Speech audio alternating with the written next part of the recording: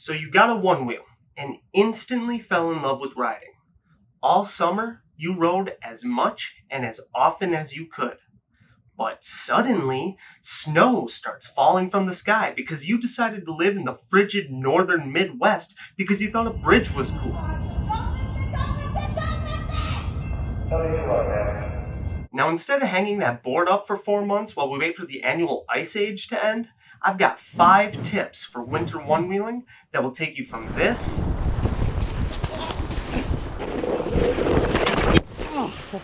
to this.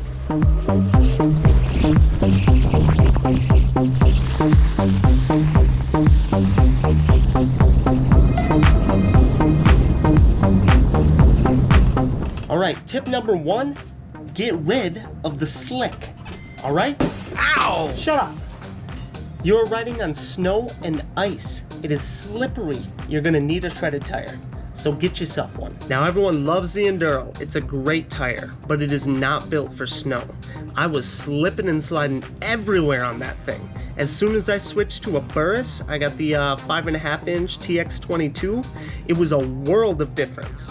So Enduro, great for summer riding, not good for snow. Now that you got the right rubber under your feet, you're gonna wanna air that sucker down, all right? You're gonna want anywhere between 7 to 10 PSI in that thing. You're gonna want a little bit of squish so that you have more footprint on the snow. More surface area equals more traction. Now that we got your tires squared away, let's move on to tip number 2.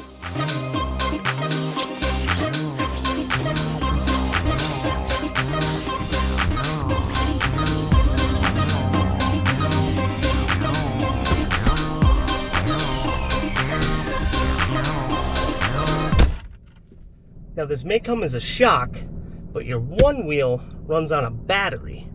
And what do batteries not like? The cold. So it is in your best interest to keep that battery warm as long as you can. So what I like to do is crank the heat to the feet, and I just have my boy ride shotgun.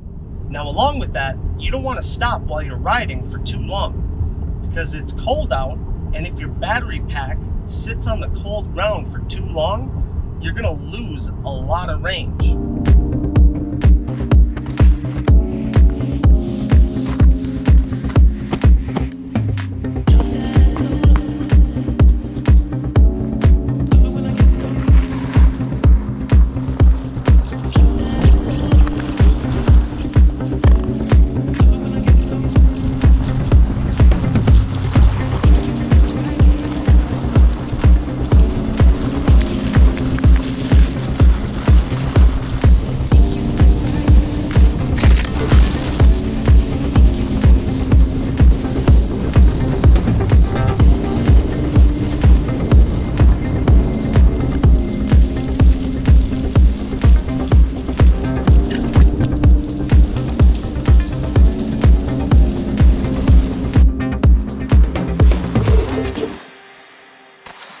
All right, tip number 3.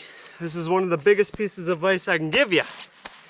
Always bring a wire brush because your grip tape gets so caked with snow. You might think to yourself, wait a minute, why don't I just run a fender? I have a fender, that'll protect that. Can't run a fender. Well, I don't suggest running a fender because all that snow will get caked up in there and it'll get stuck in there, and then your tire will have a hard time moving, and then you just can't go, and it's no fun. So wire brush, you could pick them up at any hardware store. If you have a Harbor Freight near you, I picked up like a 6-pack of these for like $3. I mean, they wear out, but it's $3 for a 6-pack. You could just keep ripping through them. It's no problem. Keep a wire brush on you. On to the next. It's just an added tip. Always kick the snow off your feet before you step on. Let's hit it.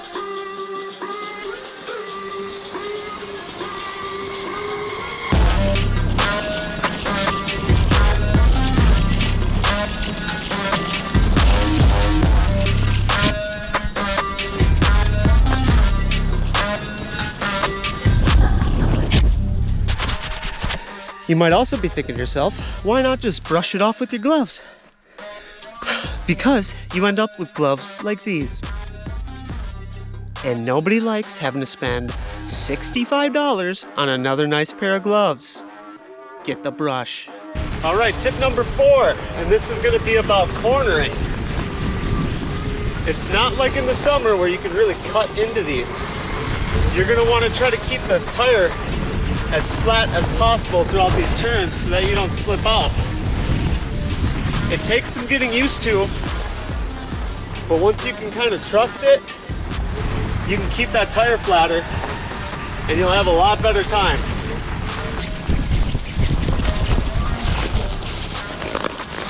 Oh!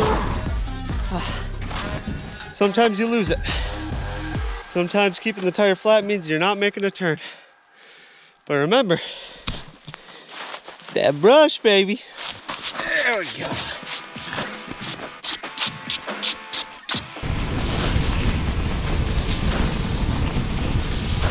Keep that tire flat. There you go. Woo. And you know what? Riding trails in the winter, you are going to be so ready for summer trails. It's not even going to be funny. You are going to be flying.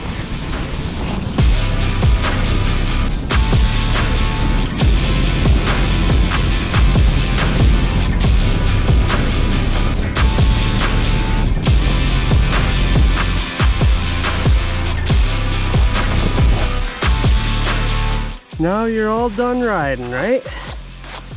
Tip number 5 is get as much snow off of your board as possible, because you're gonna put it back in the car and it's gonna be warm, and all of this snow is gonna start melting, and you don't want to get a bunch of water everywhere in your board.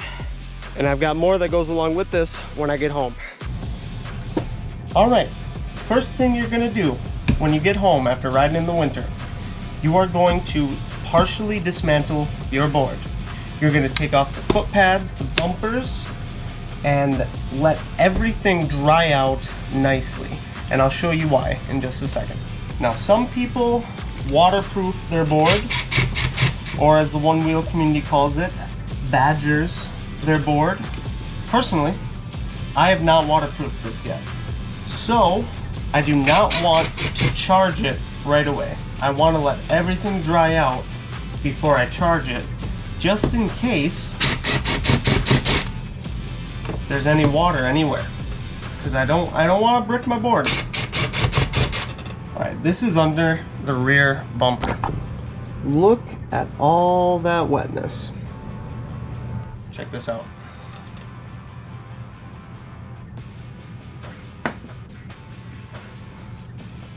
I really should waterproof this thing.